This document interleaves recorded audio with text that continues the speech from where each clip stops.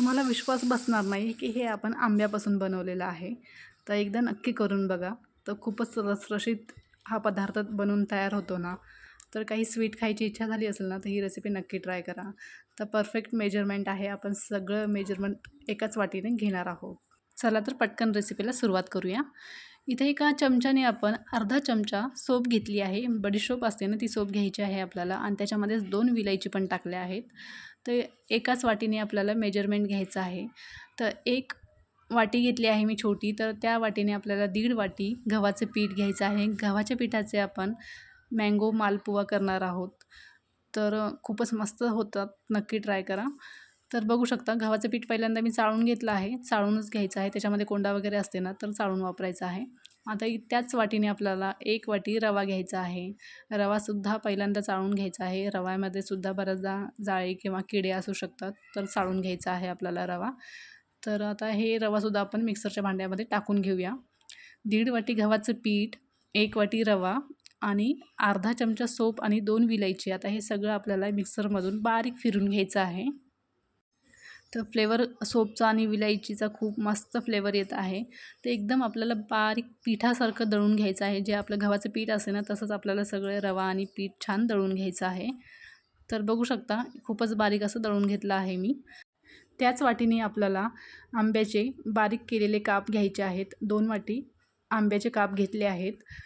तर आता हे सुद्धा आपल्याला मिक्सरला ह्याच्यासोबतच एकदम बारीक फिरून घ्यायचं आहे. याच्यामध्ये काहीही न वापरता असंच आपल्याला पहिल्यांदा फिरून घ्यायचं आहे. तर बघू शकता हे बॅटर असं झालेलं आहे, एकदम घट्ट झालेलं आहे. तर आता याच्यामध्ये काय करायचं आपल्याला, त्याच वाटीने 1 वाटी पहिल्यांदा दूध टाकायचं आहे. पहिल्यांदा 1च वाटी टाकायचं आहे. नंतर आपण लागलं तसं दूध टाकणार आहोत. दूध आहे ना, हे फुल फॅट क्रीम दूध घेतलं आहे. साईज सगळं दूध घेतलं आहे मी. म्हशीचं दूध आहे, म्हणजे चवीला खूप छान मालपुवे होतात. तर आता हे एकदा मिक्स करून घेऊया. तर बॅटर आता खूपच घट्ट आहे. तर आता ह्याच्यामध्ये आपण 3.5 कप किंवा वाटी ह्याच वाटीने घ्यायचं आहे. 3.5 वाट्या आपल्याला दूध टाकायचं आहे आणि बॅटर बघू शकता मिक्सरला छान फिरून घ्यायचं आहे. तर हे बॅटर आपलं असं झालेलं आहे. तर अजून थोडंसं आपल्याला पातळ पाहिजे आहे, थोडंसं घट्टच आहे. तर बघू शकता कलर खूप मस्त आलेला आहे. वास तर खरंच खूपच मस्त येत आहे. तर एका बाउलमध्ये आपण हे काढून घेऊया. आता त्याच मिक्सरच्या भांड्यामध्ये थोडंसं पाणी टाकलं आहे, कारण थोडंसं आपलं बॅटर मिक्सरच्या भांड्याला लागलेलं आहे बघू शकता. तर त्याच्यामध्येच 1 चमचा आपण मिल्क पावडर घेतला आहे. मिल्क पावडरमुळं ना छान खव्यासारखी टेस्ट येते, म्हणून मिल्क पावडरसुद्धा टाका. तर आता हे मिक्सरला पुन्हा एकदा छान फिरून घेणार आहोत. आता हे मिल्क पावडरचं बॅटरसुद्धा ह्या बॅटरमध्ये आपण टाकणार आहोत आणि सगळं व्यवस्थित मिक्स करून घेणार आहोत. तर बघू शकता आता हे परफेक्ट बॅटर आहे. आता याच्यामध्ये दूध वगैरे टाकायची गरज नाही आहे. एवढंच पातळ आपल्याला हे बॅटर पाहिजे आहे. तर काही समजलं नसेल तर मला कमेंट करून विचारू शकता. तर आता हे मालपुवे ना आपल्याला जाळीवरच काढायचे आहेत. अशी जाळी पाहिजे. जर तुमच्याकडे अशी जाळी नसेल ना, तर पुरण चाळायची चाळणी असते ना, तीसुद्धा तुम्ही यूज करू शकता. कारण काय होते, मालपुवा जर प्लेटीवर टाकला ना, तर त्यांना घाम सुटतो आणि ते मालपुवे ना ओले होतात. तर जाळीवर किंवा चाळणीवरच मालपुवा काढून घ्यायचा आहे तळवल्यावर. बरं, आता हे बॅटर बघू शकता, हे पळीला असं लागत आहे. एवढं पातळ आपण हे बॅटर केलेलं आहे. म्हणजे तुमच्याही लक्षात येत असेल, तर असंच परफेक्ट बॅटर तुम्ही पण बनवायचं आहे. ते तेल हलकंसं गरम करून घेतलं आहे. आता एक पळीभर बॅटर घ्यायचं आहे. ह्या तेलामध्ये मधोमध हे बॅटर आपल्याला टाकायचं आहे. आता 2 ते 3 मिनटं छान बारीक गॅसवर आपल्याला शिजवायचं आहे बॅटर, म्हणजे तळवायचं आहे. तर याला लगेच म्हणजे हलवायचं नाही आहे, चांगलं सेट होऊ द्यायचं आणि मग थोड्या वेळाने झाऱ्याने त्याला पलटून घ्यायचं आहे. जर लगेच हलवलं ना तर तुटू शकते, कारण मालपुवा खूपच नाजूक असतो, लगेच ते तुटतात.